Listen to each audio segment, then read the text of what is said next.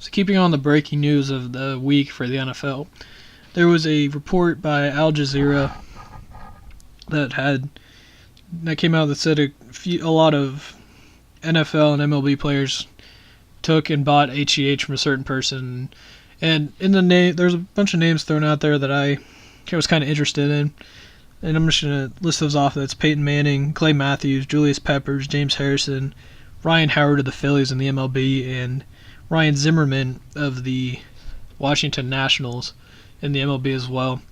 And they all said that they didn't really take them, but they at least bought them. They had no proof of them taking it, but it's assumed that they took it. And obviously that timing of that is really weird because it came out right before Christmas. And I don't really see why they're coming out with this now.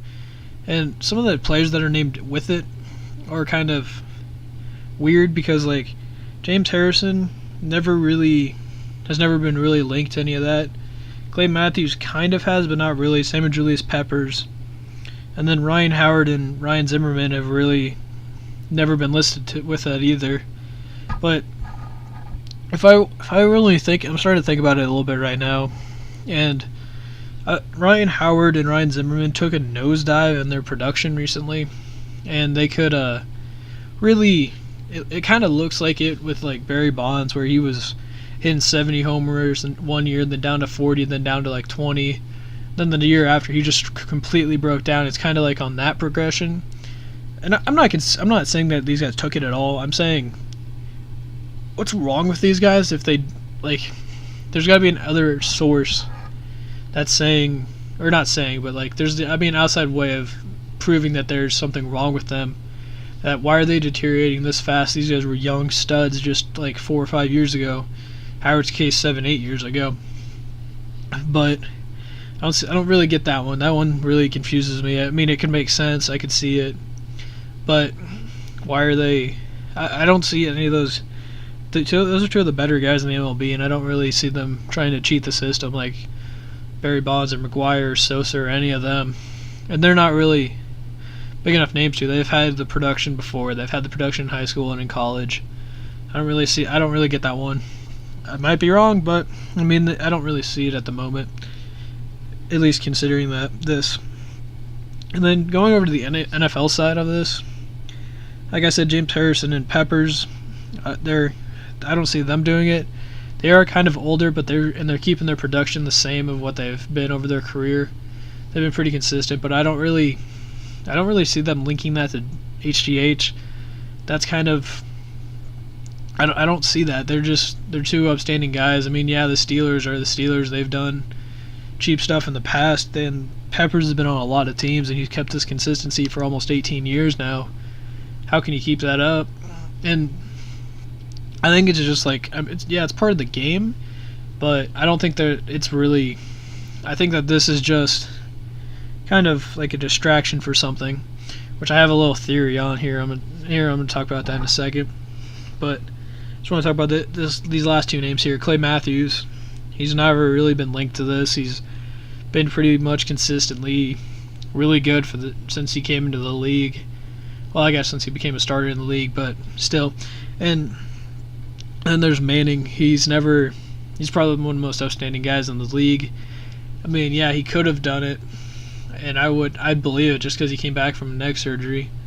And I mean, yeah, but my thought on that is that if he did take it, why can he still not feel his fingertips? Shouldn't that have helped to feel his fingertips?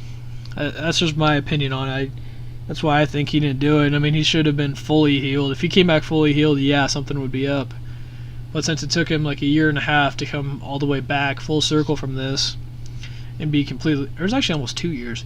But anyway, he came all the way back full circle from this, and he still can't feel his hands, doesn't have full mobility and all that. That doesn't really bode well for that HGH thought on that. And I just want to talk about this real quick. I do think HGH is a problem. It's a little bit more, but it is a steroid, but it's also a lot of people are doing it, and it makes the games a little bit better. Like, that's what you kind of go to see is the big hits and stuff, and it's more of for player protection, but I can see it being like limited in the NFL, But in the MLB and stuff, and I'm gonna put out a full kind of blog or thought about this, is that HGH isn't really a bad thing for at least the MLB. And NFL is a completely different story. For the MLB, it's not really a bad thing though. And I encourage you to look forward to that. It's going to come out probably right before the MLB season, right before spring training, sometime around then, or maybe a little bit after the Hall of Fame. It really depends. It'll come out here soon. But yeah, that's all I'm going to talk about with the names. But going back to what I said about the interesting timing part of it, I think it's really more of a distractor. I said this before just a couple of minutes ago, that this is an interesting timing of it. Why are they put it out right before Christmas kind of deal?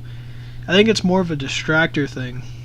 And the reason I think it is because it came out either the same day or the night before the movie Concussion came out. And that thing had a bunch of hype, or Concussion I should say, had a bunch of hype and a bunch of people wanted to go see it. And then it barely grossed anything. It had, I think, like $16 million box office, and that's really nothing because it's like Star Wars had like 50 or 60 million, and Concussion with 16 is almost nothing compared to that.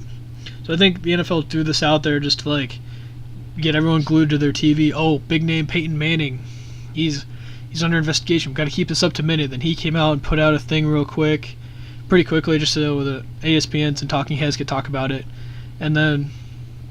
So that extended it even longer. People are talking about that instead of the movie Concussion. So they completely forget about Concussion. And then they also have Al Jazeera pull out a retraction, and then they have him talk about the other guys and all this stuff.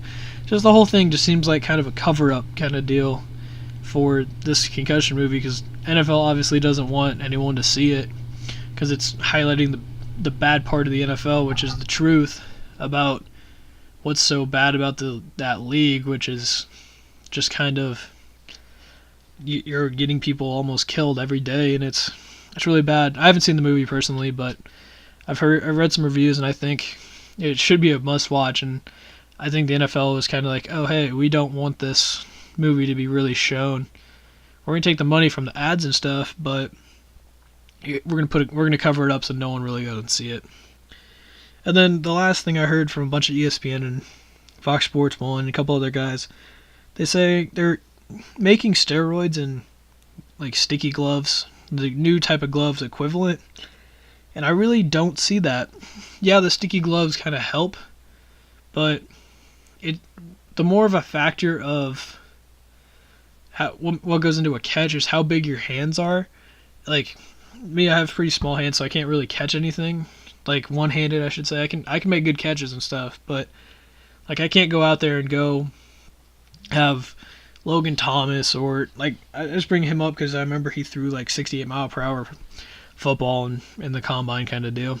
I can't have any of those NFL guys go out there and just throw bullets at me and catch it even with those gloves on.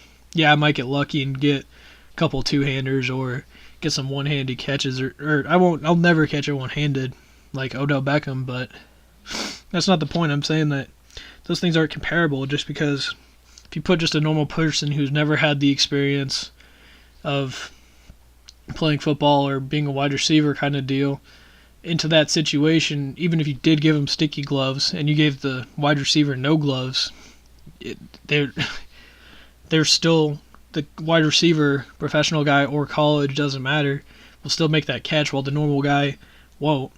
Like that professional guy will catch it 9 out of 10 times or 10 out of 10 times, and the normal Joe might catch it twice, maybe, at least once, but not consistently is what I'm trying to say, and that's just a bad comparison. I don't really like seeing it.